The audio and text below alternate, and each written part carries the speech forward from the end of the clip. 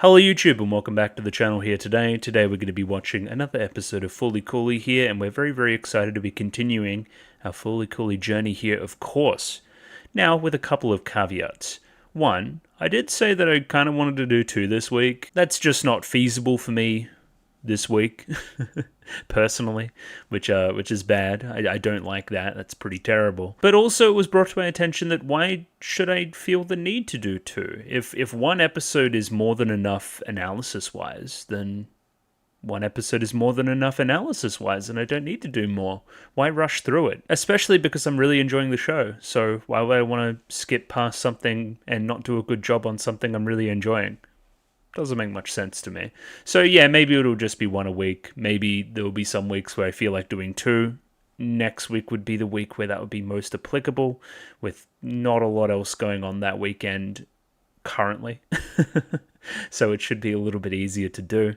This weekend I'm working very long hours. Very cool. Very happy about that, my employer. Thank you for that. But anyway, I digress. The other major point, the dub. What are we doing about that? I just think don't rock the boat. I've got a couple of requests here and there to switch to the dub, and I think that's completely valid. I mean, it would mirror the way that most people have experienced the show, at least the first time. Again, I talked about all the pros there before. The cons would be, why rock the boat? Why mess with something that I'm already used to? I'm already used to the sub now, at least on some level. So, and I go back through the episodes anyway. It's not like I'm particularly missing anything, I don't think. The other one would be, I've watched the first episode dubbed. It was pretty good. It was fine. It wasn't like, I didn't think it was an incredible dub or anything. Or maybe again, it's because I'm used to the voices presented in the sub now, that I'm a little bit more attached, and now anything that's different is scary to me. So if I wanted to do the dub, maybe I should have just started doing the dub. Anyway, I'm kind of yapping early. That's kind of my justification. Again, if there's, after the second episode goes public this week, if there's a groundswell of people saying, hey, switch to the dub, I'm still open to consider it. It's just for right now, why rock the boat? That's where I'm at on the subject. Either way, I've got the YouTube comments up here ready to go, right there. Very cool. To which we have a couple of comments, one by Bamps and one from Lazy Joe. Does Lazy Joe have another name? No, it's just Lazy Joe. First comment here from Bamps. You should watch the dub because no one does anime reactions in the dub. This way it'll drive folks crazy. Get them to comment. Algorithm goldmine.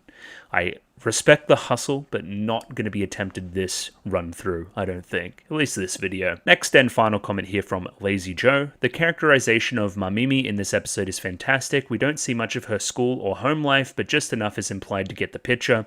Brilliant.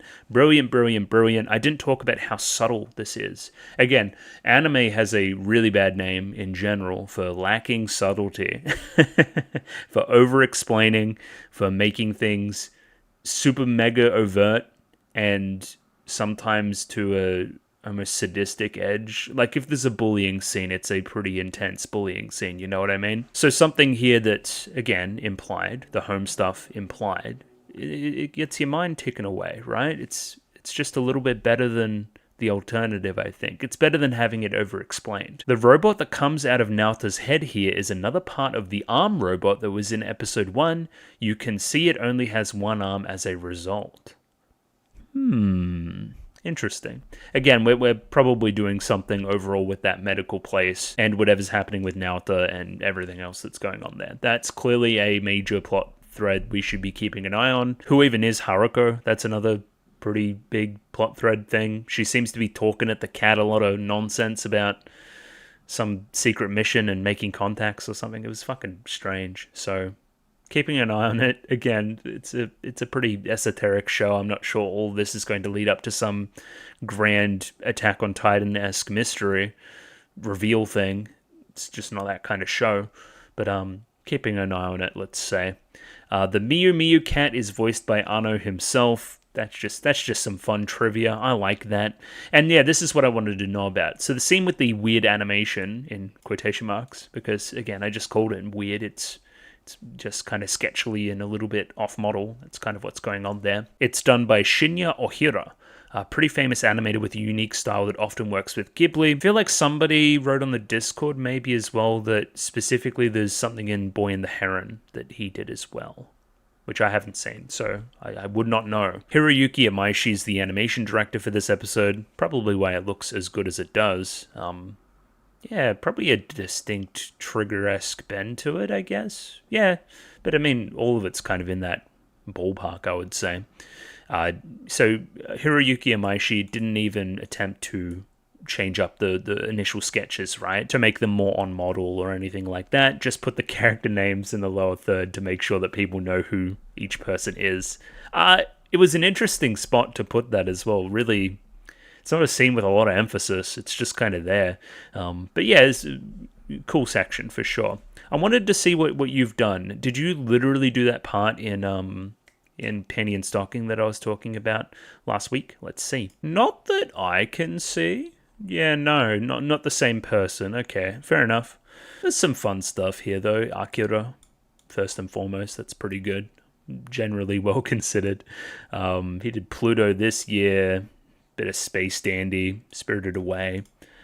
Yeah, fair bit of Ghibli on that list, actually. So pretty cool. Yeah, sure. Double thumbs up. Person is good at their job. Let's get the patrons up and we'll do that, shall we? Let's go and get that sorted. As always, if you want the next week 1 week early, this next episode could potentially be 2 episodes if you're watching this publicly. So you can pay me on Patreon and get those next 2 episodes if you really wanted to. Many people have done this, up to and including Mickey Babbers, Trails++, Anders Harlan, Bobbin, Chobo Ribby, Domobot, Ed, Fancy Question Mark, Fleur Nightingale, Fried Rice, Fruit, Gloriana Tenebrae, Glyke, Gus N, Heath, Hex, Ika, Yako Yavanen, Joran, Kelvin, Kimskell, Clem, Nosta, Lou, Mish, Mistake El Chen, Nailu, Nick, Parnik, Pencil Sharp 333, Ronlad BNK, Saint Lily, Sal, Sam1373, Skeleton, Without a Net, Zan Echo, Yuno Meme, Zach, Binchy, Hans Peter, Marsh, Voodoo Chili, Aiden O'Brien, Sinorin, and Funny Fat Guy. Thank you to all those people for giving me money. I enjoy money. So, as I said just before, we're going to be continuing with the show. There's a few plot threads dangling around regarding overall mystery stuff, but that's neither here nor there. We're probably just going to jump into... Oh, no, we had a preview. I remember. There's that other girl character who's in Naota's class. Keeping an eye on it. I implied before that she liked him, and it's interesting with regards to the rest of the plot and the love triangle that's going on there, I guess I would say, with another character coming in that potentially likes Naota. That's a little bit more his age. Is this going to exacerbate some of the Mamimi stuff a little bit more? Almost certainly. Almost certainly. So yeah, we'll jump into that very, very shortly. As always, comment below, all that kind of jazz about the show, whatever you want to tell me. Discord if you wanted to talk to me about the show. Like the video, subscribe, all that kind of stuff. And yeah, let's jump into episode 3 of Fully Cooley right now. Rightio, I have episode 3 up there ready to go. 23 minutes and 25 seconds on this one, so sync up accordingly with your own copy here, of course. It had like a Spanish or Portuguese name. It was like Marquis de something starting with C. So keeping an eye on it, we'll probably end up translating that here at some point and seeing what it all means. If the show doesn't do it for us, something to keep an eye on. Picture and picture in the description below. I'm using the Boars file set, of course. And yeah, just going to give it a 3, 2, 1. Radio, 3, 2, 1, go. The show kind of just starts, huh? Yeah? Mum? Mayor? What the fuck is even happening? Mature for your age?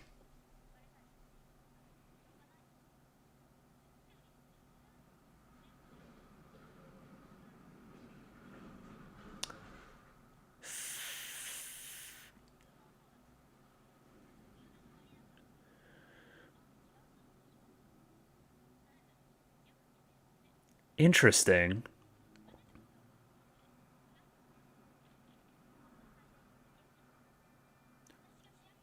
Oh! Yeah, that's the word. Karabas. Sure. Seems to me important dad, messy family situation with a divorce and stuff. Sure. Somebody's like, oh, it's a fucking mess. This really is Lane's room. Jesus Christ. Fucking clean up. Okay, it's a motorbike. Fair enough. Feet? Sure.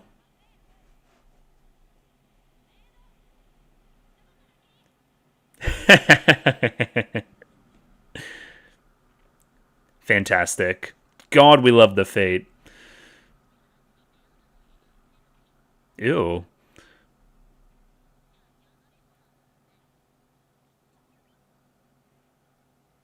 Oh, I see.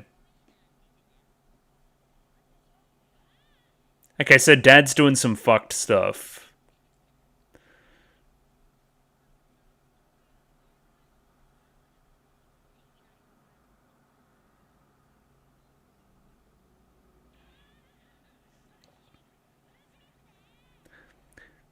Thanks.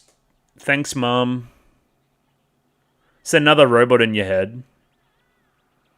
Oh, yeah, you got like shit out last episode. I remember that. We love the robot.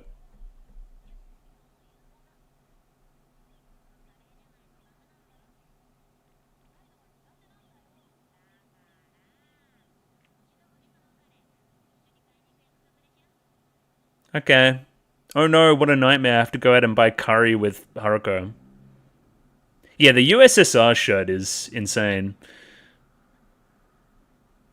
Oh, is it to do with the play? Oh, he's the other lead. Okay, gotcha.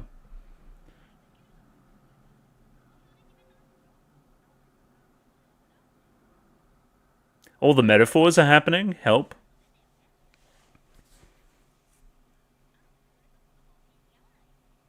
Thanks.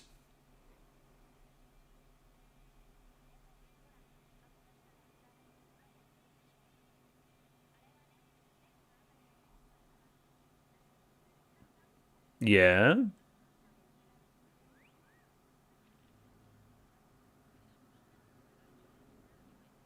Oh.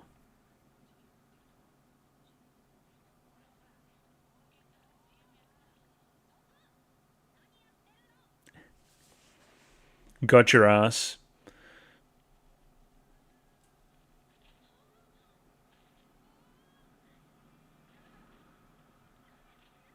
She looks like she kind of loves it. Holy fuck.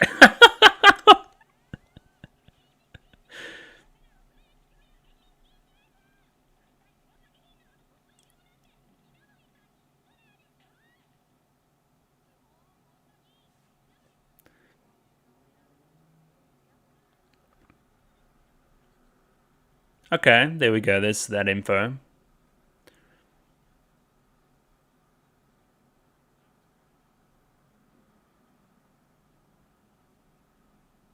Concerned about appearances. Gotcha.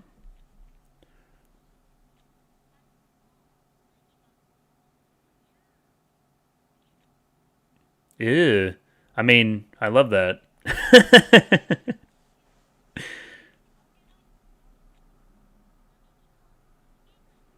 Used to?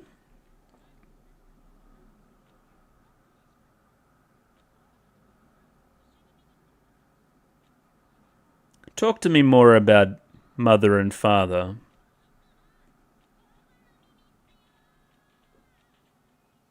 Are they going to be cat ears?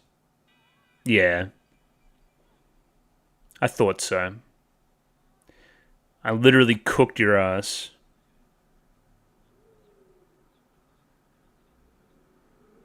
What?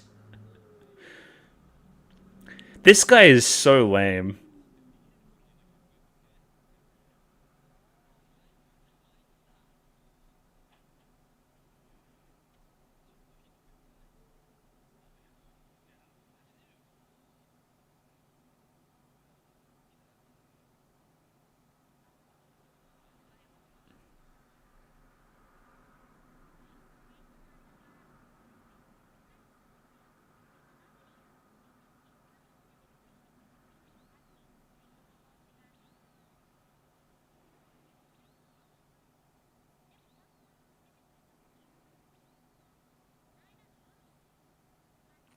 Piloted is an interesting word for what happened.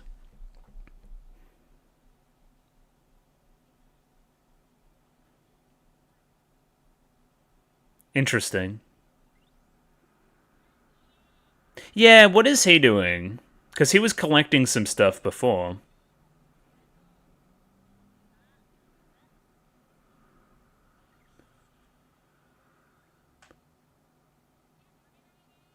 Brother, what is that?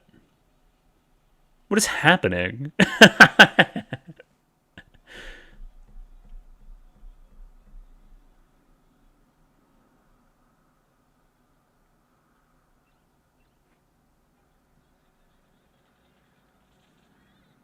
Alright, they cooked her.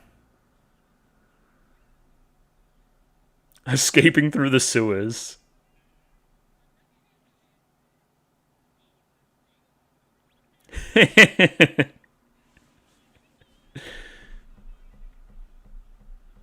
Oh, that's great in the back. That was wonderful.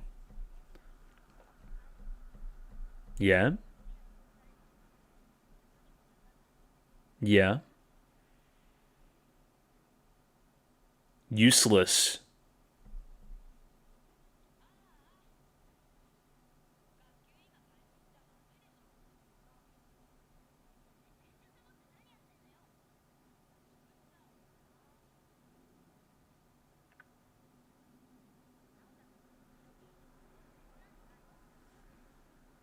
Doki Doki?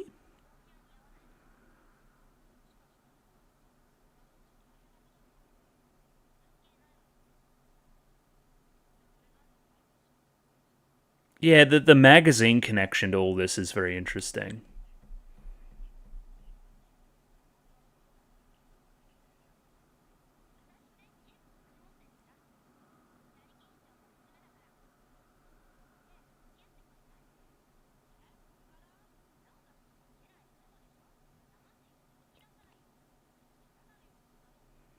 Oh, I see. Okay.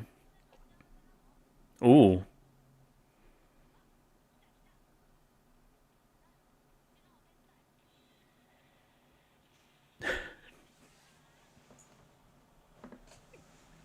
Causes horrific car crash.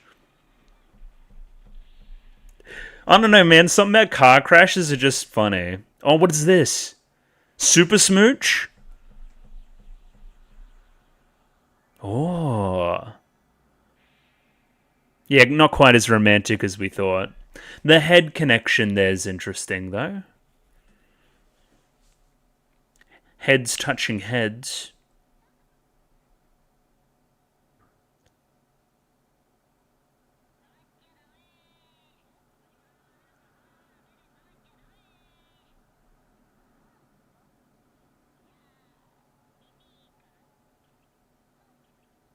And like cat's ears, yeah.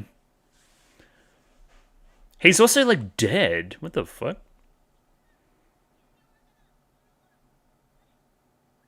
What? What? Does all that have any tangible meaning, or is it just nonsense? Okay. You're weird as.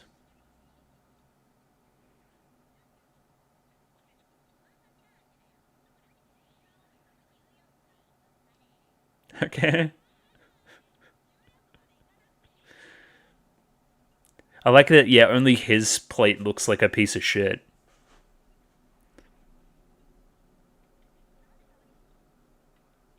Don't ask questions.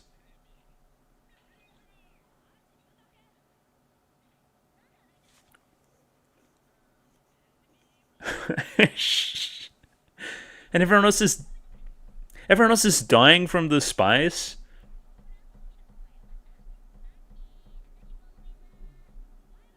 Yeah, you're the maid.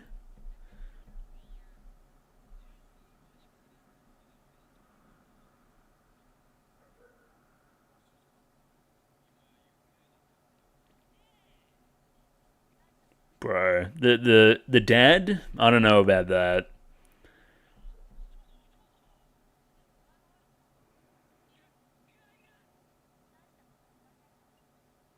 Mm-hmm.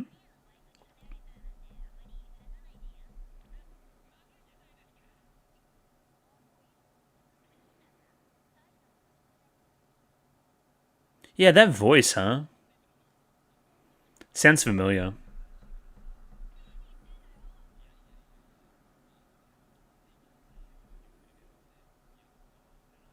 What do you mean stay?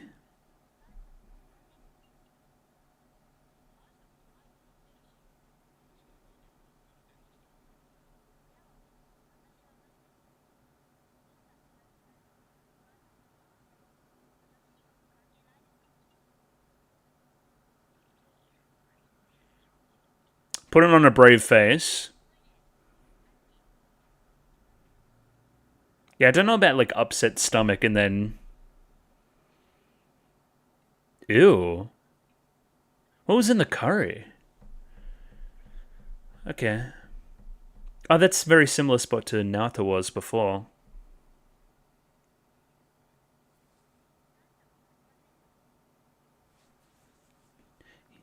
Yes.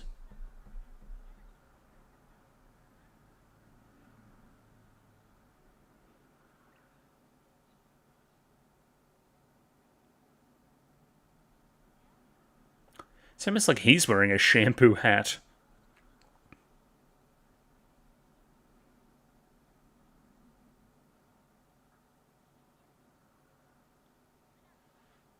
There's so much happening.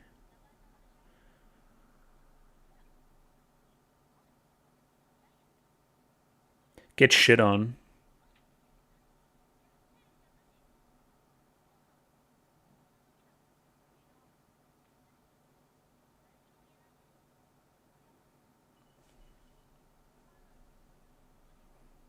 Mm-hmm.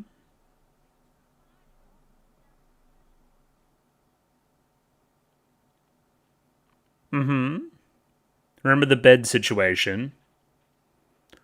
I touched a girl.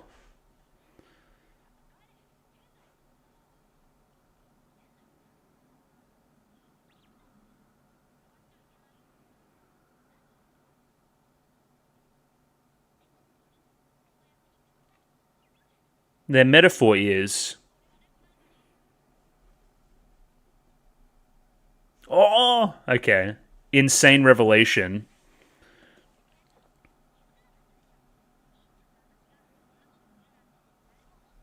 Huh.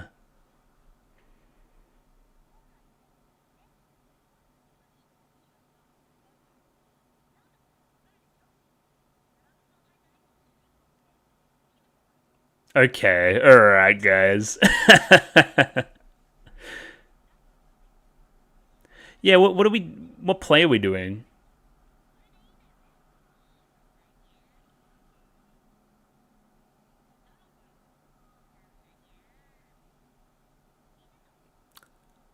Interesting.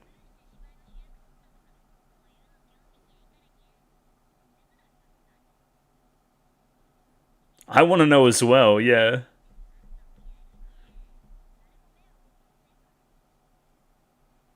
Yeah, I'm kind of being blackmailed.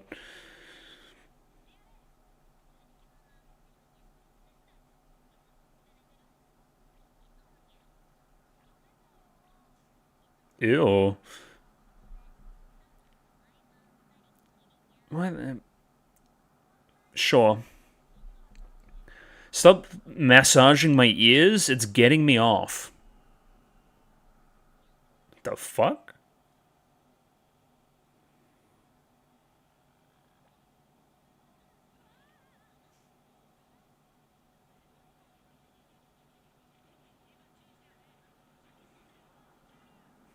What is happening? Yeah, the scene transition there is crazy.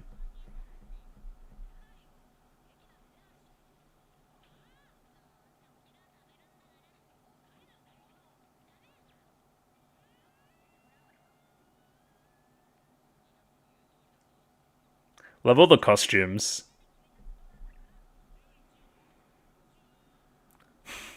Shut up about the kiss. Oh, I love that framing.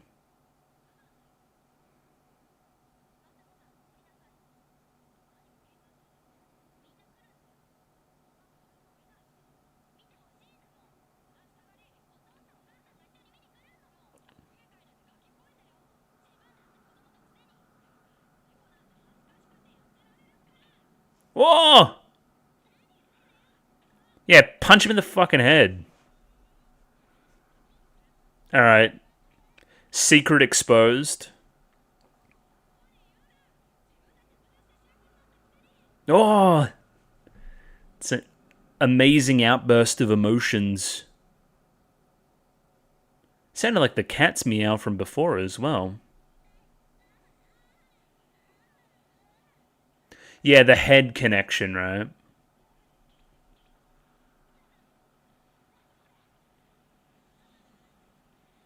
Everyone's seeing this? Thoughts? Like, everyone's seeing this?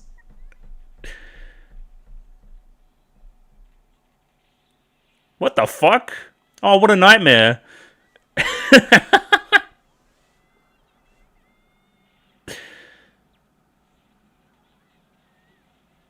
That thing's terrifying.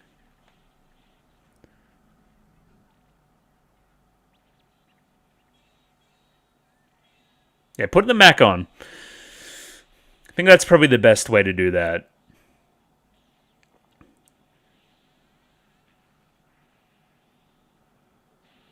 This looks sick. I say that every episode.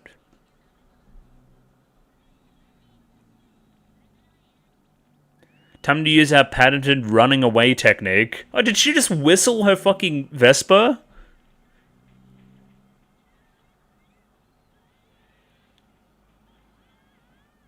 Yeah, that's really fun.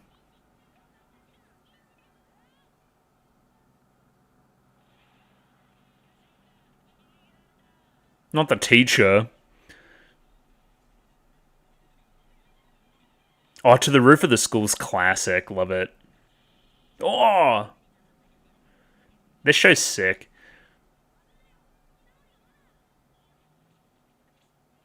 Ukuleles suck. It's time for the electric guitar, bitch.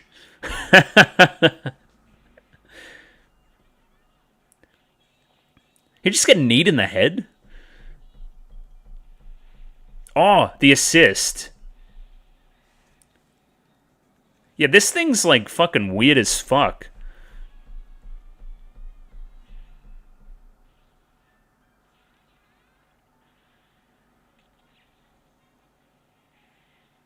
Also, holy fuck, the animation.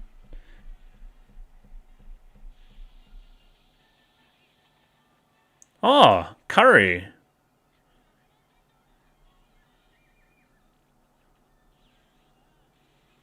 He's fucking dead. Oh, poor... Oh, no, she had a lighter in there. What the fuck was that other thing?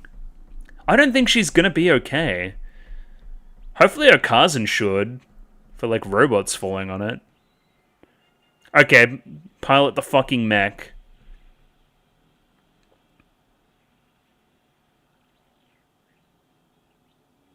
Okay, and then she got shitted out. Ew.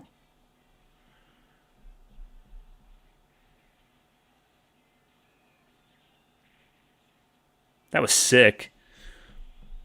Yeah, way more of a quick transition that time. Tactical nuke? What was that?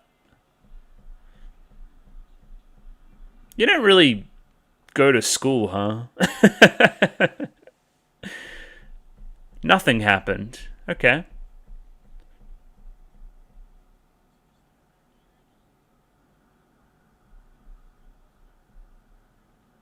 Mm-hmm. And she's the lead.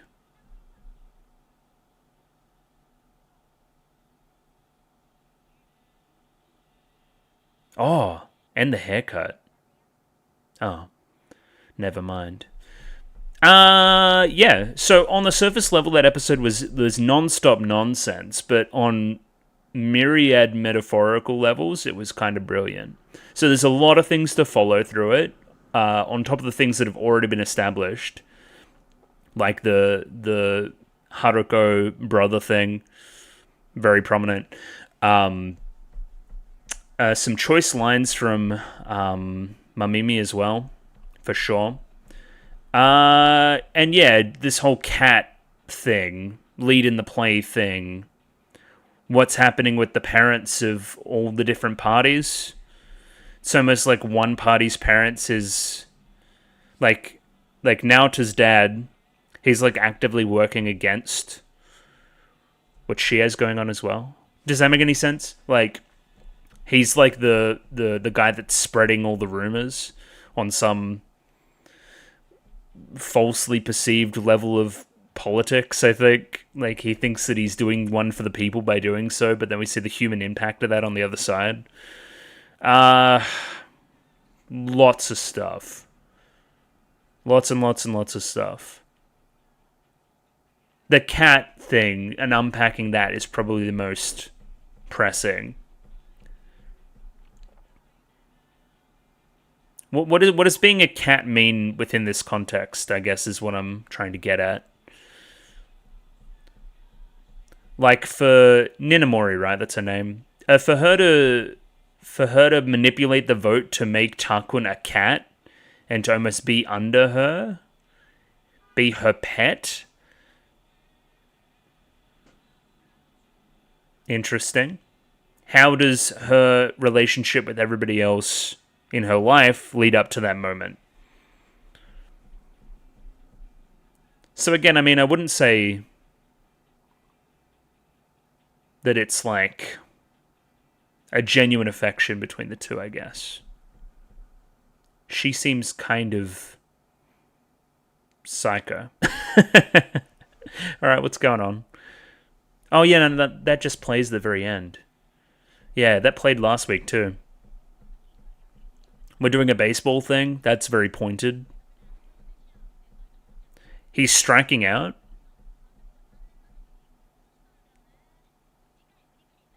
Full swing, you say? Whatever you say, baseball reference, I'm sure. Well, that was intriguing. I guess, yeah, we'll do another watch through and see what I can see. There's a lot of things to follow. A lot. Up to and including shitting mechs, I guess. Let's rewatch. I think that's the best way to go. Rightio, we're back. That was episode 3 of Fully Cooley. What did I think? Obviously still really brilliant. It's obviously still fully coolly. It's obviously still a lot. And I hope to glean a little bit more on this rewatch than I have up to now. I come armed with some research. So the title, Makida Karabas, that's a character. That character is in Puss in Boots. It is a fictional nobleman character within that. There's also the name of a novel named after that character. I have no idea if it's associated. Essentially, it means man of arms. That's all it means, right? There's a few interesting things going on here. One, it's most probable that the adaptation that they're doing for their play is an adaptation of Puss in Boots, right? And Puss in Boots is very broad. It's a fairy tale. It's been used in a lot of different places over Europe. Myriad different spots.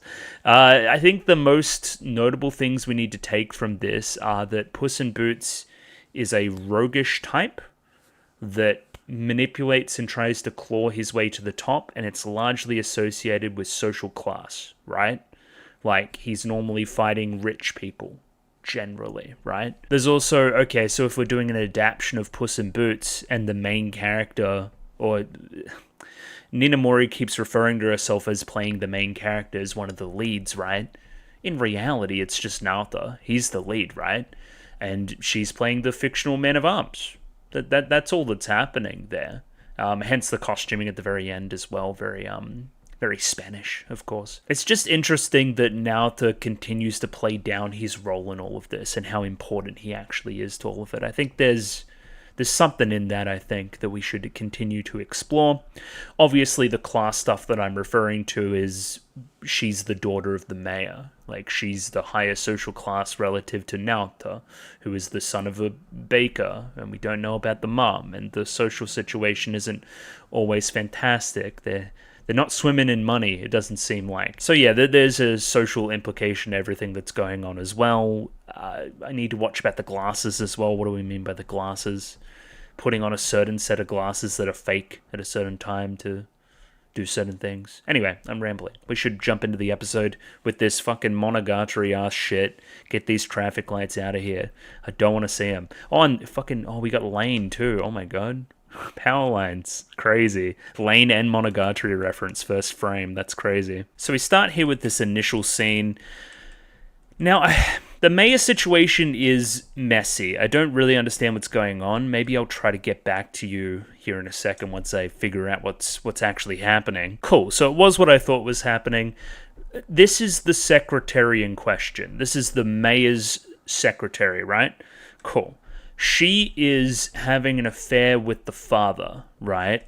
And listen, this is like a secret conversation. You know everything that's happening right now. So your father is cheating on your mother with this lady, but because of her status being the mayor's secretary, she still kind of drives you around sometimes. So awkward vibes for sure. You're playing it off like very nonchalant, like you don't care. That being Ninamori, right? But it is a weird circumstance. You don't know. That's what threw me for a loop. You don't normally see, oh yeah, the mistress that has, it's been discovered that she is the mistress and she's just kind of hanging out, right? A few things. This would obviously warp your sense of romanticism and relationships going into your future, and potentially in this episode. It's probably not doing great things for everything, right? Secrets, lots of hiding of secrets as well, which ties into the episode too. Again, early, playing it nonchalant, you don't really care.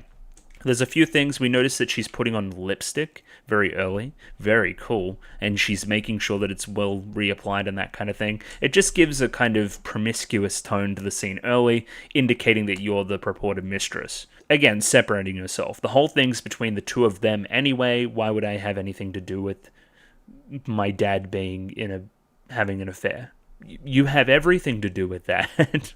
Everything. I'm impressed. When I was your age, I wasn't as mature. This isn't maturity. This is a coping mechanism. No? It's not mature to not feel emotion. That's not what maturity is. But you coding it as being mature is very interesting and may talk to some things about your character as well. So for now, this is a secret. This hasn't gotten out. I won't do anything to ruin the father's reputation.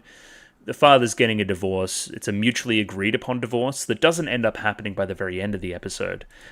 This information does leak at some point, and then obviously, that ratchets up the stress on the situation for you personally. Again, matching the tone of the episode overall, where these secrets are being revealed as time goes on, whether they like to or not. Sometimes revealed by each other, Again, you slept over last night, you put on a different suit, you're doing up your makeup now. It doesn't take, a private eye to figure out what's going on. In that same way, we're reflecting the two characters. You have an extra set of clothes as well. You're there for the play. You're going to do the play in that way, right? So again, Ninamori is bouncing off a ton of different characters, but let's relate her most to the secretary right now, right? She has seen in the past episodes that there is current relationships between Naota and Haruko, and Naota and Mamimi, right? You're spoiling the party a little bit in that regard. That's kind of one of your major purposes, I feel, right? Just narratively. You're throwing a span into the works. And again, early lying, right? I got the lead. I got the lead. You didn't get the lead. You're not playing the lead. You're doing an adaptation of Puss in Boots. No? You wouldn't be the lead.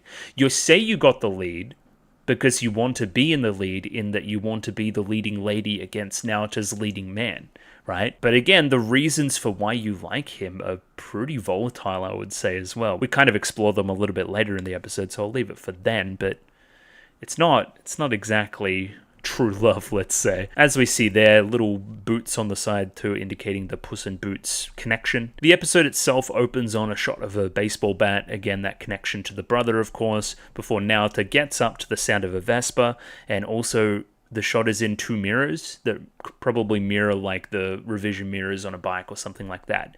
Again, from that baseball bat, moving over to the Vespa stuff a little bit more, indicating Haruko and her growing influence on Naota. If you need any more examples, right, hey, yeah, we're focused in on the bat early, but when you take a big picture, a wider shot at everything, you can see that Haruko's kind of doing the most in this room, Like, it used to be a bit of a blank slate, and now since she's been around, there's just shit fucking everywhere. What is this army helmet? What do you... Anyway, whatever. The less I look at this, the better. Anyway, a lot of feet early in this episode too.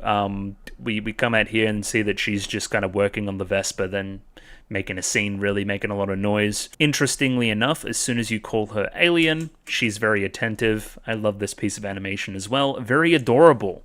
As much as I love this piece of animation as well. Oh my god.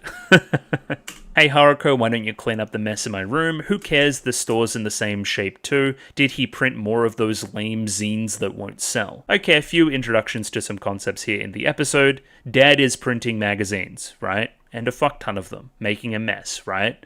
Naota's room used to be clean, and now it's a bit more of a mess now that Haruko is into all this stuff. The dad is reflecting the son a little bit in that way, right? That mess is growing from the room to the rest of the house. Or the house to the rest of the room, depending on perspective. The dad's name is Kamon, and we call him Monchan as kind of like a writer's alias, right? A little bit. Monchan's printing all these magazines, and that's probably what's on the front. Again, it sounds like a mangaka or something. He's just a big old dork. He wants to be like those people. He calls them community zines, right? Doesn't matter what he calls them, I don't fucking care. And then, yeah, we're embarrassing Naota in front of his friends now as well, which is good. Trying to pull that ugly hat off of him, of course.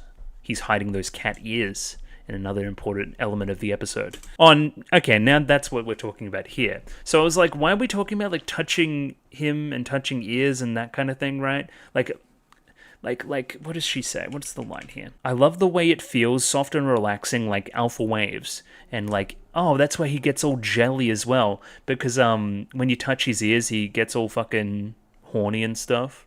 It's like a cat. Not that cats get horny from touching the ears, but you know what I mean.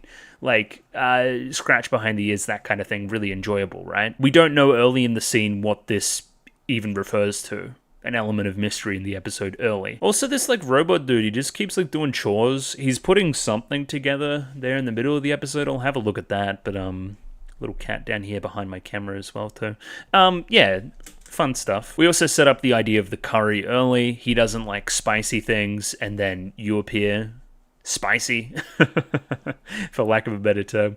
And yeah, Haruko and Naoto promise to go out together and buy the right kind of curry. Little Prince curry that wouldn't be as spicy, I guess. Ninamori expresses her discontent that Naoto's shown up late for practice. You need to be the lead. I can't believe you're flaking on me and hanging out with other girls where you don't want to be the lead along with me in the play. I wanted to see a voice actor. You sound quite familiar, and I don't know if that's just you sound like another person or not. What have we got here? That is Mika Ito, Seiyu, very cool, playing Eri Ninamori, sure. It's good to have a name confirmation. Random as Satoshi from fucking K-On? What? Okay, sure. Really random. It wouldn't have been that, and I don't recognize anything else that I've particularly seen that I would recognize voice actors from. But yeah, cool. Sure.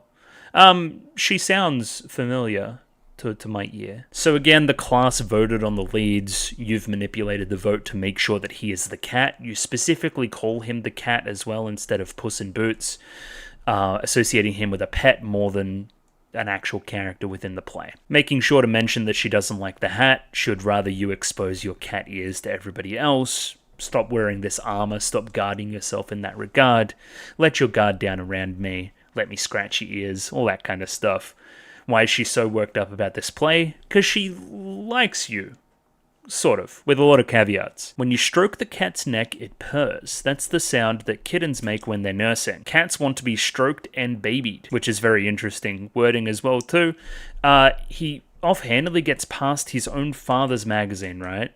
So I found this in the mini-mart in Sakai. Do any of you feel that way sometimes, that I want to be stroked and petted? Yeah, sometimes.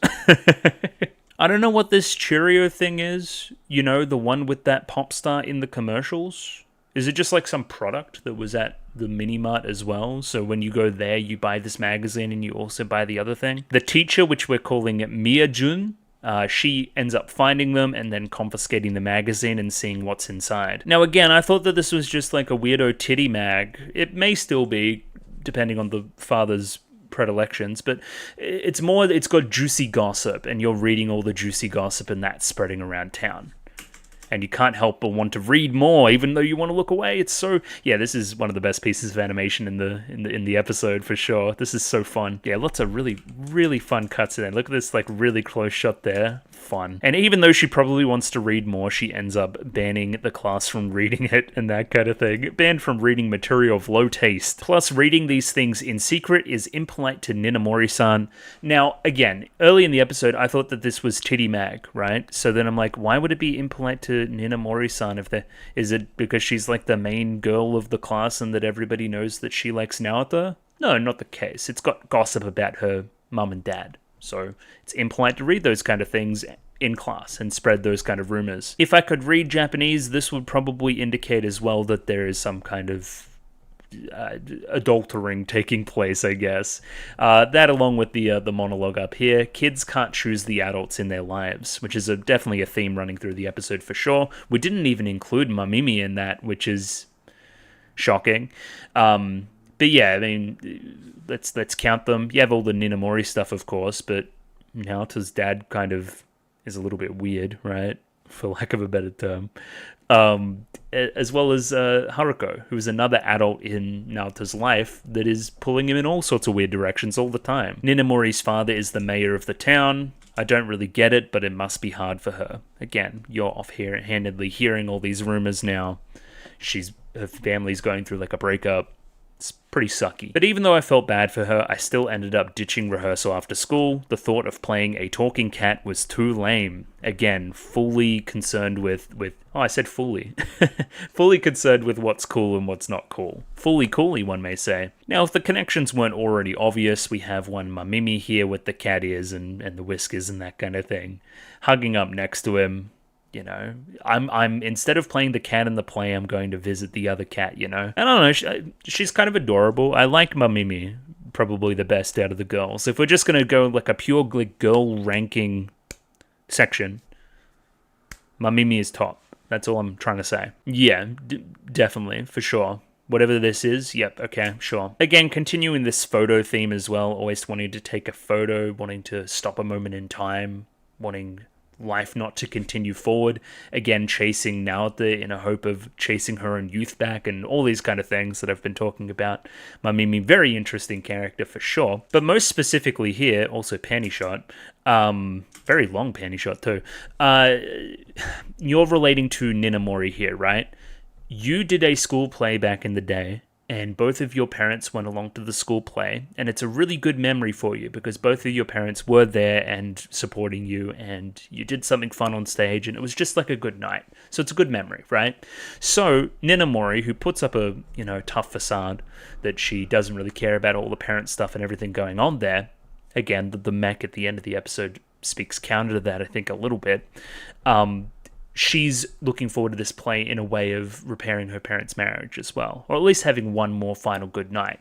It gives us some perspective on what Ninamori may be feeling in this situation, as these two characters have been linked quite a bit. The king's ears are actually donkey's ears. I think that's something like a piece of literature or something about pulling off the king's something and there's donkey ears. That's a reference. It's a reference to something. Either way, she pulls off hat. Cat ears get exposed to both Mamimi and the audience at the same time. This is the kind of weird thing that's growing out of his head this episode. After that, we see these bottles here too. Lots of empty bottles. Empty alcohol bottles or something to that effect. Because Ninamori's drinking something later and it's frowned upon. It's not alcohol, is it? Is she drinking alcohol? I don't know. Where would she have gotten it? I don't know. Kids get alcohol, however. I don't know. It's just, I don't know if this is the same bottle from later as well. We see the dad here.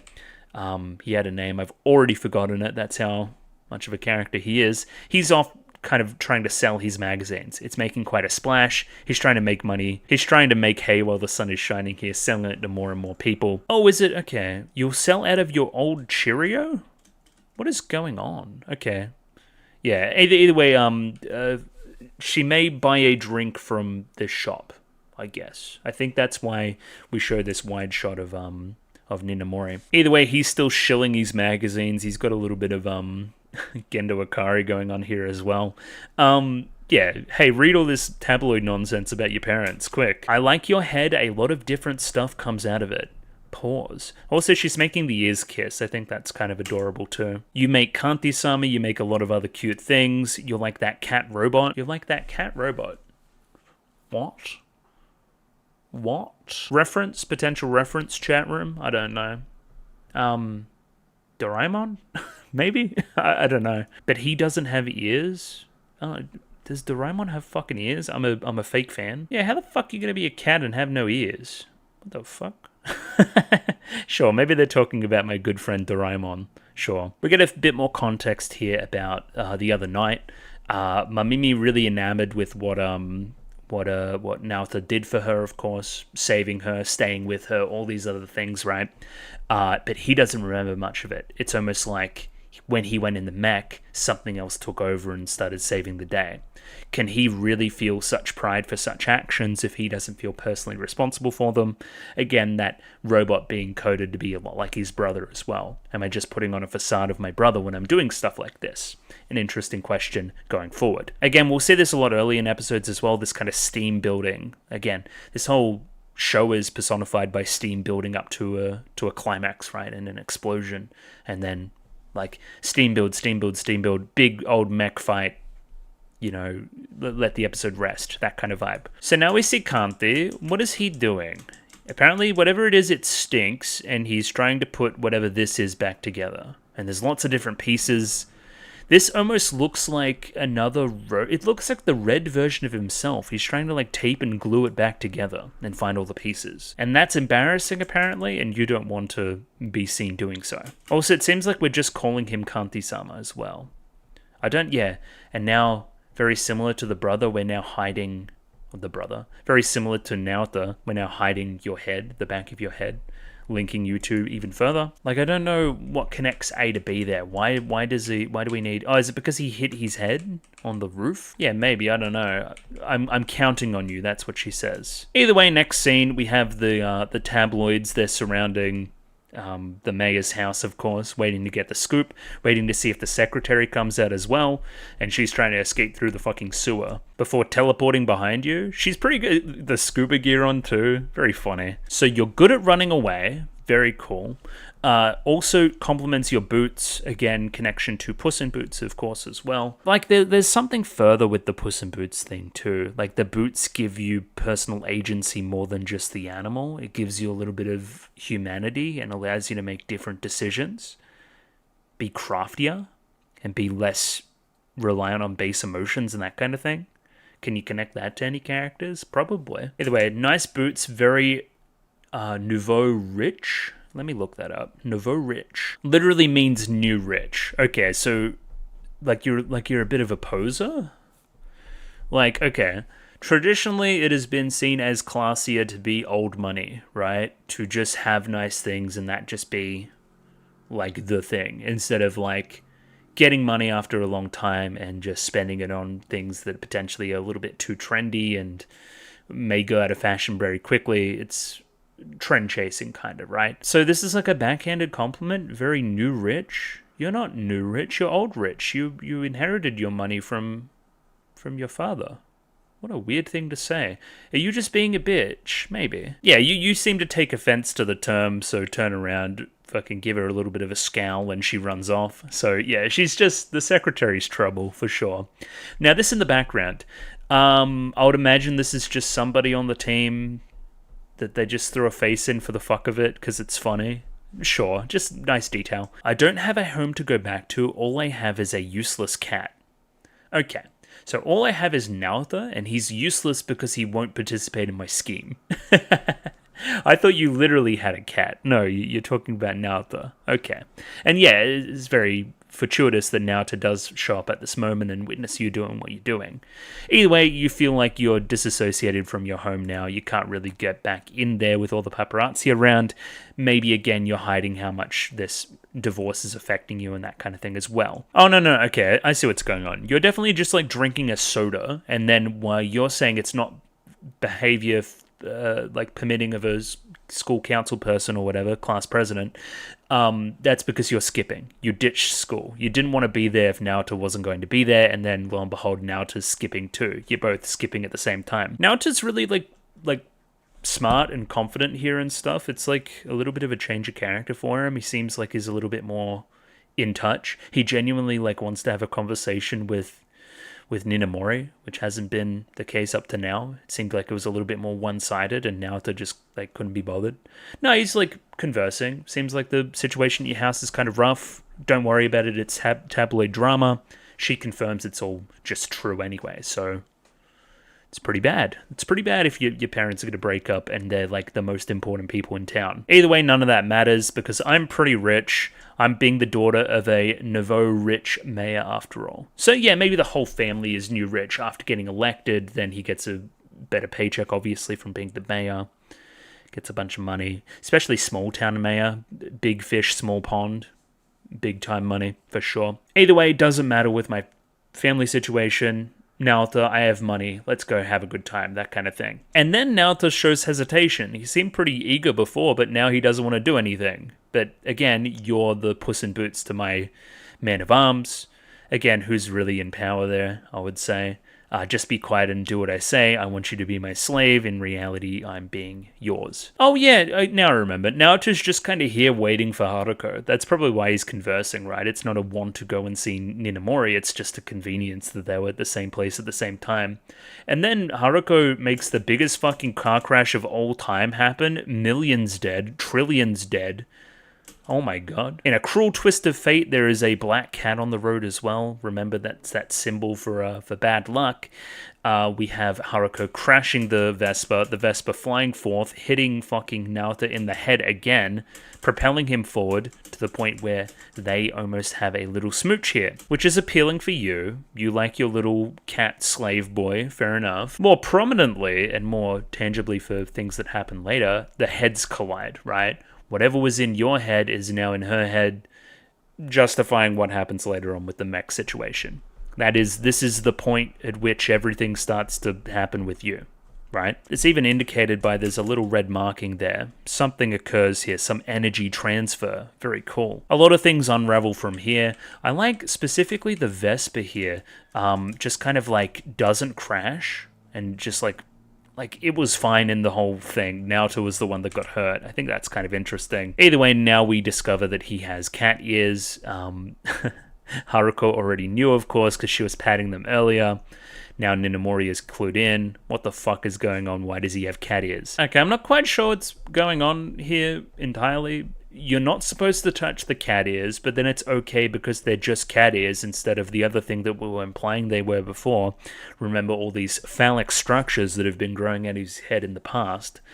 You then get stomach sick? I don't understand the connection there at all of a sudden. And that's largely pretty confusing for me. I don't know why she instantly got sick in the stomach upon touching the cat ears. Either way, we can put some pieces together here now.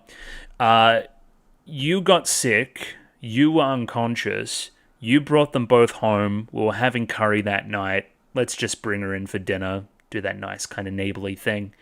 And yeah, it's spicy curry, really, really spicy to the point where everyone's sweating. Except for you, nonchalant, you don't care about the spiciness. To the point where Naoto won't even eat his, it looks like fucking dog poo, so that's probably why. I don't know what Little Prince goes to New York curry, it's King Kong curry that's super spicy. He didn't have to go to New York for this. Fucking over my head, I don't know what the fuck's going on there. Oh, associating this with childliness, being childish. Yeah, I'm adult-like. I'm going to act like the spice doesn't affect me as much. When in reality, we see two actual adults in the room that are affected by the spiciness. Adultness may not be what you think it is, I guess. With the curry as well, we must also remember the ultimate fate of the last robot here as well. So if we're associating the curry and associating that with maturity, eating spicy curry and being able to put up with it, that's mature. So when we feed the robot curry, which is largely associated with Ninamori essentially, we'll feed her the curry. She can't take it anymore. She can't take putting up this facade anymore that she is mature, that she is an adult, right? It reaches a breaking point in the most graphic way possible, but yeah, I kind of see what they're doing there, right? It turns out I am a kid, and this shit does affect me, right? I can act like I'm nonchalant about the spiciness of my situation, but it eventually catches up with me in the end. Don't forget the curry's always hotter the next day as well. Something to keep in mind for sure. Or these might not be too, dignified examples of adults. I wonder if the brother, if he was here, would be having a similar reaction to you. Fair enough. Ninamori sees Kanti and he's just like walking around and stuff. Like, why is your TV walking around? Like, what's going on there? Like a Mont Blanc flavored curry? That wouldn't be very spicy at all, because that's like a dessert, right? Okay, sure. Fully coolie moment. Oh, how was the soda? Okay, so yeah, she came in and bought the soda, and then you were selling the magazines. I remember that. True. And then, yeah, you know who Ninamori is because you were the one that wrote all the fucking gossip. Her father's pretty famous, and then he does, like, creepo eyebrows, if I can find them. Like, there. Look at this fucking freak. I hate the dad. I hate that guy. Also, Granddad's dead. He's died in the curry explosion. Yeah, everything's not a big deal. That's like your catchphrase. Not a big deal, not a big deal. Nonchalant. You're kind of caring a little bit more than you're putting on, I think. Either way, Dad now tweaks and invites her to stay the night. Again, maybe something, you understand what's going on with the family situation. You probably think it isn't great. You want to invite her to stay. But I think you're just not reading the room correctly and trying to piss off Naota. Oh yeah, also predicated on the you getting run over part. Yeah, we kind of ran over the mayor's daughter. We should probably help her to not tell anybody about that. Either way, not a big deal. My parents and I live different lives. I don't need to communicate. If my father gets arrested or divorces my mother, it doesn't matter. Why would he get arrested? For adultery? That's not how that works. Some more reflections here. Your stomach pain finally comes back and you start to go to the bathroom and do all that shit. Fucking Granddad's dying. He's like literally drowning in the curry. And I don't like the visual of like the toilet flushing and this being on screen. I just don't like it at all. I don't like it. Stop it. In Japan, they really love their fucking poop jokes. They fucking love them. I don't know why, but they do. Yeah, so obviously the whole stomach pain thing links into the whole curry making the mech shit later on in the episode. The curry that we packed away for his lunch. Yeah, that's a connection there too. This next scene, we have Ninamori having a conversation with a disembodied voice. It probably is a body there, considering that we're sending through a shampoo hat. It's the dad, and the dad's checking up on her now that they're both aware of what's going on. She almost like thanks the dad in a very mature and it doesn't affect me kind of way about removing the horrible secretary that kind of ruined their life. If we get her out of here, then potentially the family can go back to normal, that kind of thing. Also, she's horrible because she insulted me before, I think, as well. Yeah, just some condolences from the father. He understands more than anybody else what's going on, I guess. And then Brother Robot, it's not like that between me and Ninamori. She's got her act together. I guess it's some amount of concern about them sleeping in the same room or something from the brother. Just fair enough. Well, not the brother, the robot. I don't know. The robot's on anti-horny patrol. I don't know why. Cool, now we've got Ninamori wearing Naota's pajamas. So that's a weird one for sure. Wearing the glasses. Again, putting up this piece of protection, right? Not seeing the true her and that kind of vibe. Also got the pet cat with her. This is what I want for you. I'm petting the cat right here. I want you to be right next to me like the cat's right next to me now. Right, sitting on my lap, ready to go. So we didn't know that she had glasses on. So here she says that she normally wears contacts. That's why she's wearing the glasses now. It's a bit more of a relaxed setting. Obviously, you're not going to put contacts in just before you go to sleep. Fair enough. But we find out later on that the glasses that she was wearing, these same glasses, they're nothing. It was a lie. It was another secret. It was a trick. The same way that I tricked the vote and rigged the vote to get you into the play. Like, I'm trying to wear glasses to relate to you on a level. I don't know what the glasses are, but you're lying for a reason, and I don't know why, if it's metaphor or not. So now we have scene of two classmates of a certain age having a sleepover, and there's tension, I guess, for sure. A few extra things as well. Still the cat center frame, definitely focusing in on that. Don't want this to spread to the classroom. Still worried about that perception of being cool and the perception of everybody else and that kind of thing. Also, this bedroom used to be shared between you and your brother. Your brother used to have the top bunk. It's his bunk. I can't let you, Ninamori, have that bunk either. It's for him, it's his bunk, I'm not letting anybody else sleep on it, right? It's a reflection of that same scene he had with Haruko in episode 1, right? You can't sleep on the top bunk, so I'll sleep in here with you. Ninamori presses forward, moves over to the bed, sits next to him to the point where it kind of leans him over in a kind of lackadaisical kind of way to put his head on her shoulder, like a cat nuzzling up against somebody as well, which is kind of neat, before catching himself and realizing what's going on. I did remember something else I was told about Fully Cooley a while ago as well. Is it true that Avatar The Last Airbender, they told everybody to watch Fully Cooley when they were animating the show, so they could reflect certain gestures and character designs at certain other moments? I can definitely see that here, and in a couple of other places as well. In that show's more jokey moments, they definitely adopt a lot of this, especially in season 1, especially. These kind of ridiculous reactions, shots, over-exaggeration, blah, blah, blah, blah. So that kind of reversing that reference for me personally is kind of nice. That's kind of cool. Either way, all the secrets get revealed here as well.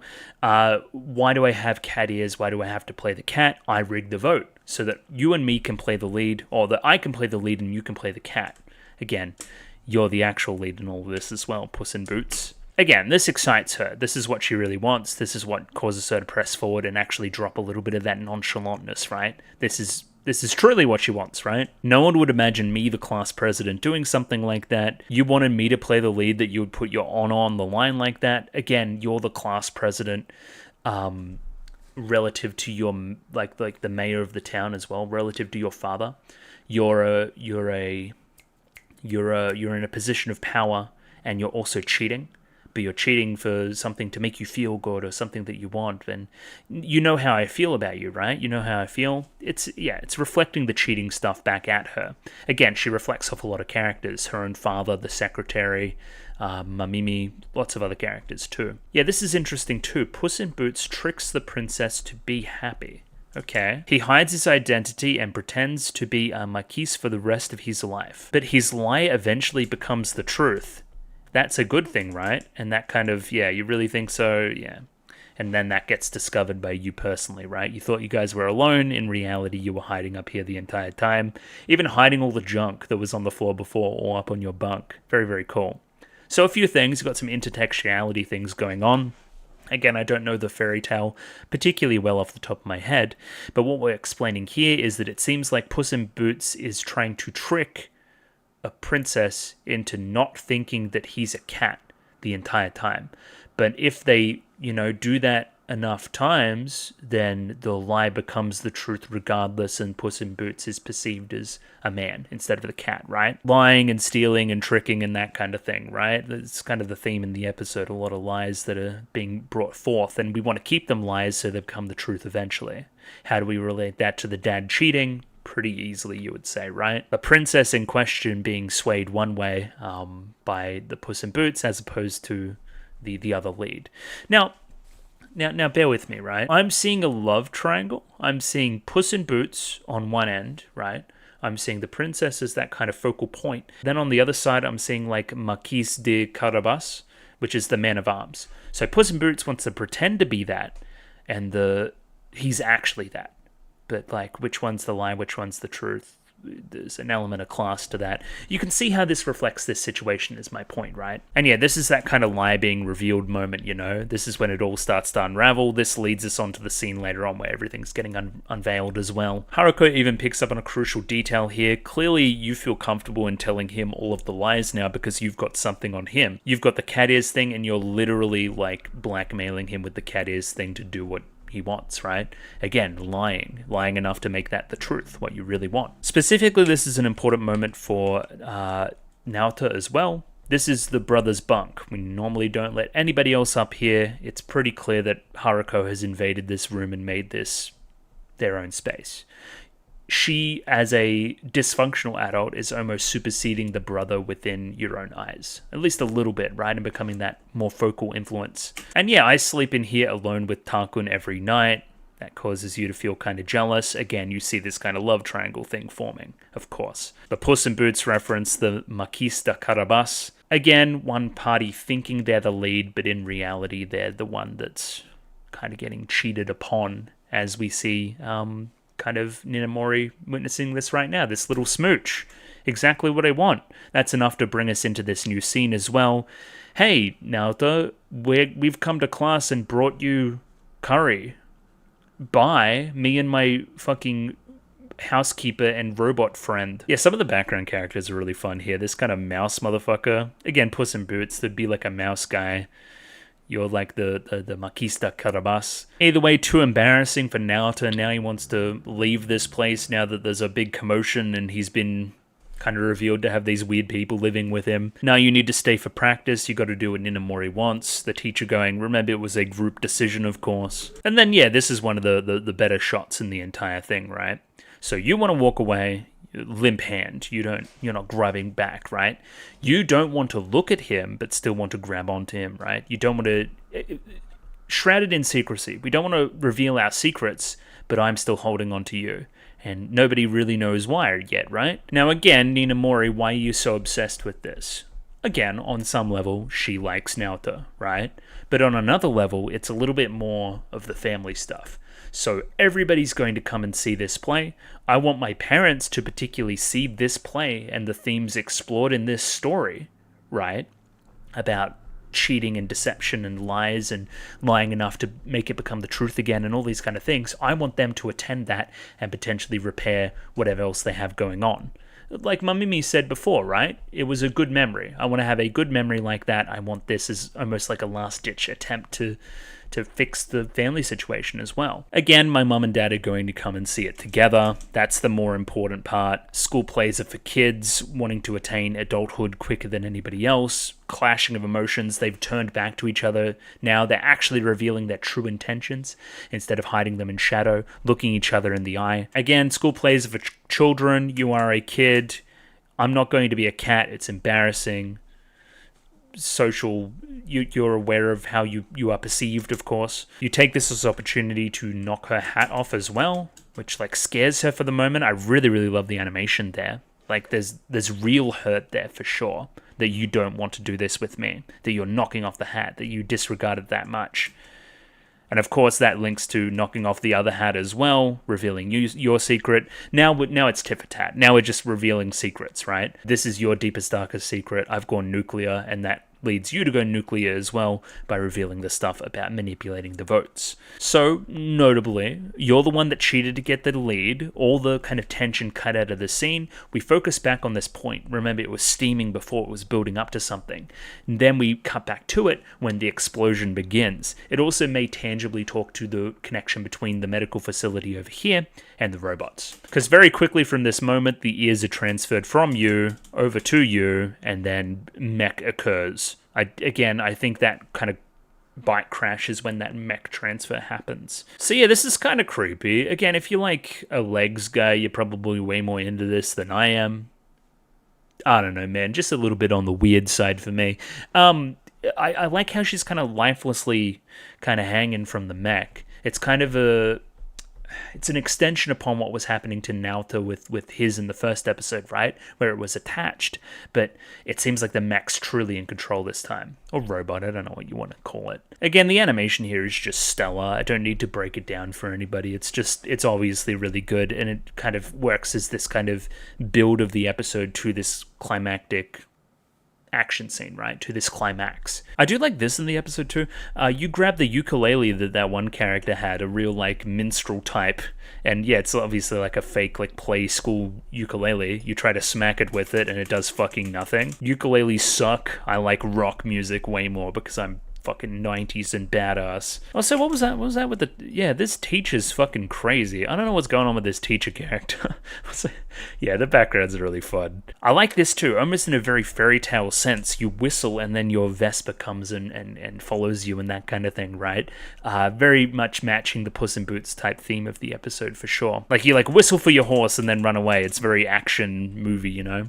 I really love the teacher. She's like just worried about running in the hallways as opposed to, again, all the other extra nonsense that's happening. So are you guys gonna like query the whole robot situation now at all, or is that going to be a tangible thing, or do we just not care? Miyajun, the teacher, is also then run over by the Vespa as well, and she's like fucking dead. Her car also gets smashed, and she like loses a bunch of other shit. She's had a bad day. That's all I'm trying to say. Again, continuing with the tropiness here, we have the kind of school roof fight too. Really, really enjoyable. Really love this. Yeah, this is very Western too, along with the whistling of the bike and the kind of showdown at kind of midday at the exact center point where the sun is at the tallest in the sky. I don't have much to say about the robot design itself. It's obviously carrying a lot of baggage.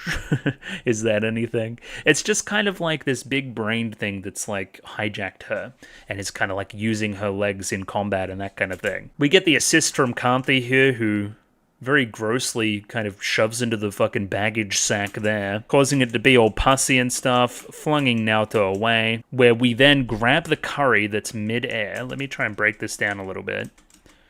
Kind of from there, through there, the curry falls out, and that kind of gets smashed in along with kind of the guitar, the kind of part with the tuning and that kind of thing. That explodes out, more of the curry goes in. As we've seen before, it causes her to like, it causes the robot to like shit her out. Much like Naoto last episode as well, where he got kind of shat out of Kanthi as well. So Naoto's falling through the air. Kanthi uses this opportunity to smash the fuck out of the teacher's car, where all sorts of things fly in the air. What the fuck is that? It looks like... Is that little Kenny from South Park? What the fuck is that? Is it? It looks like a little doll or something. Okay, sure. Yeah, all sorts of random bullshit. I like the lighter too. Heavy smoker. Oh, this death pose is great too.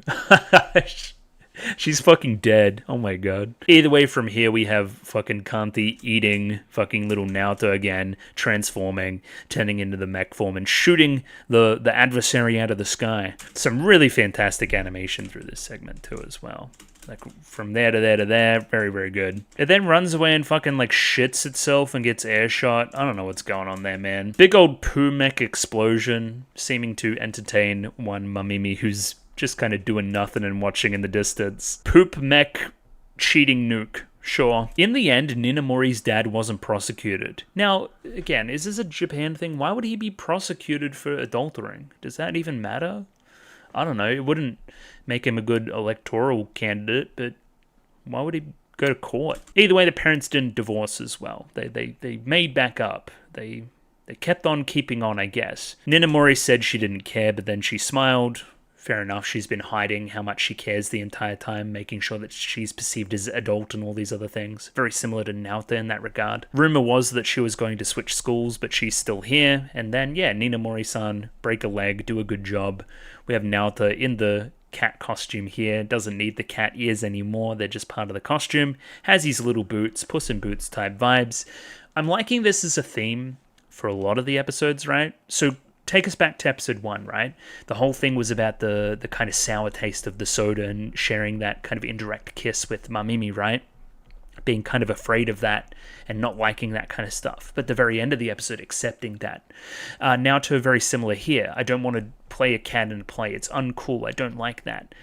At the end of the episode, he's playing the cat in the play. These things that I initially don't like, that I actually try again and I really enjoy. Much like the spicy food, no? Like, when you're young, you don't really like it. You try it again when you're a little bit older, tastes great. That kind of vibe. There was a similar one in episode 2 as well. Not wanting to claim Mamimi like that, and then by the very end, being the one that saves her and wanting to stay with her and do all that kind of stuff. Seeing her as a nuisance to, again, feeling something for her and wanting to save her. A few things. We have the very obvious haircut stuff.